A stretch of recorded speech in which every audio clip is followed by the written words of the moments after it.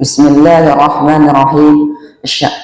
Assalamualaikum warahmatullahi wabarakatuh. Alhamdulillahilladzi hadana lihada wa ma kunna linahtadiya laula an hadana Allah. Asyhadu an la ilaha illallah wahdahu la syarika lah wa asyhadu anna Muhammadan abduhu wa rasuluh la nabiyya wa la rasula ba'dah. Segala puji bagi Allah yang telah memberikan kepada kita nikmatnya sehingga kita bisa berkumpul di masjid ini yang insya Allah diberkahinya. Salawat serta salam semoga selalu tercurahkan kepada Nabi yaitu Nabi Muhammad SAW yang telah membawakan kita dari zaman jahiliyah ke zaman Islamiyah.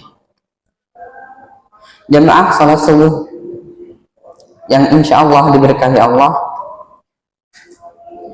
izinkanlah kami pada kali ini untuk membawakan satu hadis dari Rasulullah SAW yang bertemakan bila tenggat waktu berlalu. Hidup adalah rangkaian waktu demi waktu terangkai menjadi satu, diberikan kepada setiap manusia sebagai tenggat waktu. Itulah tenggat waktu yang diberikan oleh Allah Subhanahu wa Ta'ala kepada kita. Karena itu setiap umat, kaum dan manusia mempunyai ajal, tenggat waktu. Ketika tenggat waktu yang diberikan telah berakhir, maka tak satu pun yang bisa meminta ditangguhkan. Begitu juga ketika tenggat waktu itu belum tiba, maka ia pun tak bisa diajukan meski hanya sesaat. Itulah ajal manusia. Allah Subhanahu wa Ta'ala berfirman di dalam surat Al-A'raf ayat 34 yang berbunyi, walikulli ummatin ajal fa idza jaa ajaluhum la yastakhiruna sa'atan wa la yastaqdimun. Setiap umat mempunyai ajal, tenggat waktu. Ketika ajal mereka, maka mereka tidak bisa meminta ditangguhkan meski hanya sesaat, juga tidak bisa diajukan. Ajal kita sudah ditetapkan oleh Allah Subhanahu wa Ta'ala. Allah pun Maha tahu kapan ajal kita berakhir.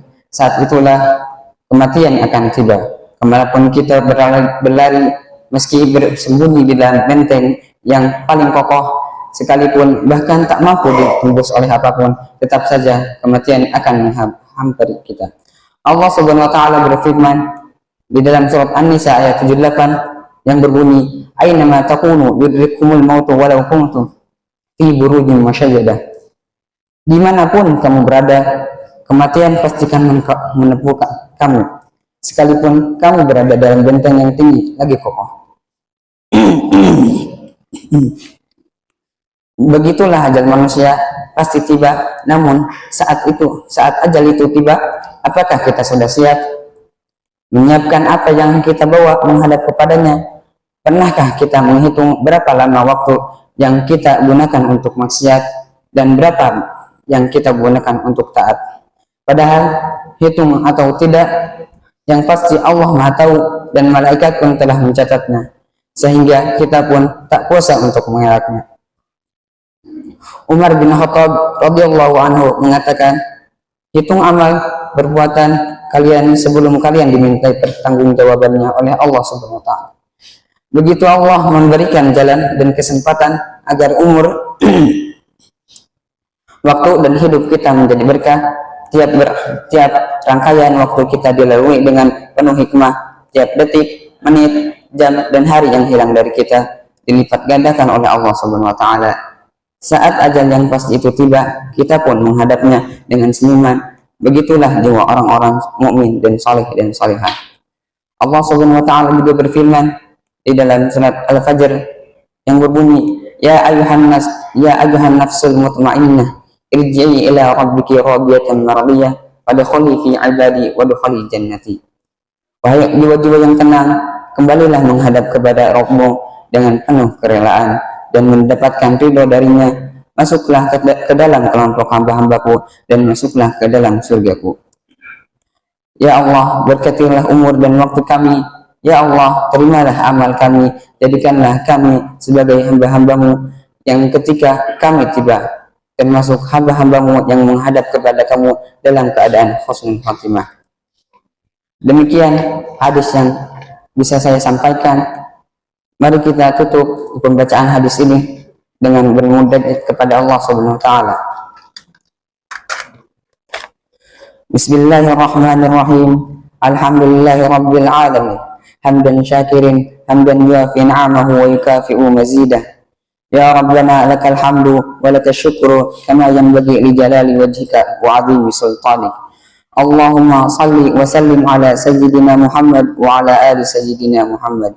Ya Allah yang Maha Besar dan Maha Kuasa, kami memohon kepada Engkau ya Allah untuk para muslim, pemberi wakaf, orang tua asuh, donatur, pembina dan pengurus yayasan, pengurus Mompes, Bapak Ibu jamaah salat subuh Masjid Zaratul Abrar dan muslimat.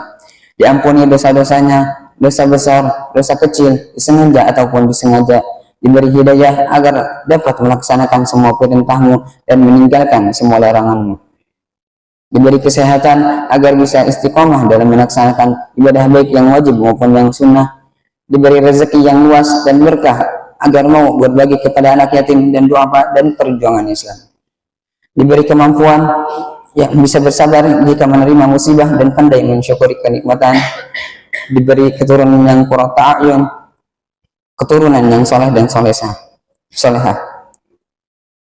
Allahumma ighfir lana wa liwalidina warhamhuma kama rabbawna shighara.